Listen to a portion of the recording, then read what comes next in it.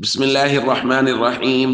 عن ابي هريره رضي الله تعالى عنه قال قال رسول الله صلى الله تعالى عليه وسلم من كان له شعر فليكرمه. رواه ابو داود. نبی کریم صلی اللہ علیہ وسلم نے ارشاد فرمایا، جس شخص کے بال ہوں اس کو چاہیے کہ وہ ان کا اکرام کرے۔ دوستو، یہ حکم مرد کے لیے ہے کہ مردوں میں بال رکھنے کی بھی اجازت ہے اور نہ رکھنے کی بھی، یعنی اگر کوئی رکھنا چاہے وہ رکھ سکتا ہے، کوئی کاٹ کے رکھنا چاہے وہ بھی اس کو اجازت ہے۔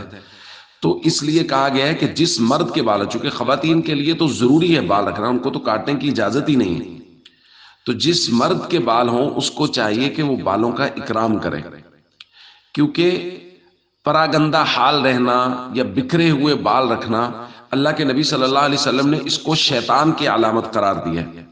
اور ایک دوسری روایت میں حضرت جابر فرماتے ہیں، اتانا النبی صلی اللہ علیہ وسلم، حضور ہمارے پاس تشریف لائے، فرآ رجلا سائر الرأس، حضور نے ایک آدمی کو دیکھا جو پراگندہ بال تھا، یعنی اس کے بال بکھرے ہوئے تھے، مٹی پڑی ہوئی تھی۔ تو حضور علیہ الصلوۃ والسلام نے ارشاد فرمایا، اما یجد هذا ما یسکن به شعرہ، کیا یہ آدمی ایسی کوئی چیز نہیں پاتا جس کے ذریعے سے اپنے بالوں کو سکون دے لے، یعنی تیل وغیرہ لگا کے دھو کے بالوں کو صاف کر لے؟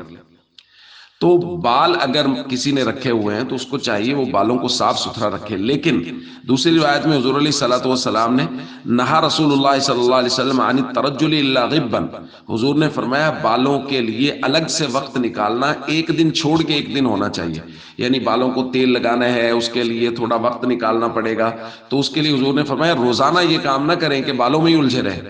تو اب یہاں دو باتیں ہیں، بالوں کو صاف ستھرا رکھیں لیکن بالوں میں اتنا نہ الجھیں کہ آپ کا وقت ضائع ہونا شروع ہو جائے۔ جیسے ہمارے ہاں بعض نوجوان ایسے ہیں جو بالوں میں اتنا الجھتے ہیں کہ روزانہ ہی ان کے لیے جی شیمپو کرنا ہے اور روزانہ آدھا گھنٹہ بال صاف ہو رہے ہیں۔ تو مردوں کے لیے ان چیزوں کی اجازت نہیں ہے، مرد کے لیے یہ کہ وہ اپنے بال کو ایک دن چھوڑ کے ایک دن تیل وغیرہ لگا کے اس کو کنگھی وغیرہ کر کے صاف ستھرا کر لے، بس پھر صبح اٹھ کے کنگھی کر لے تاکہ وہ بکھرے ہوئے نہ ہوں بال۔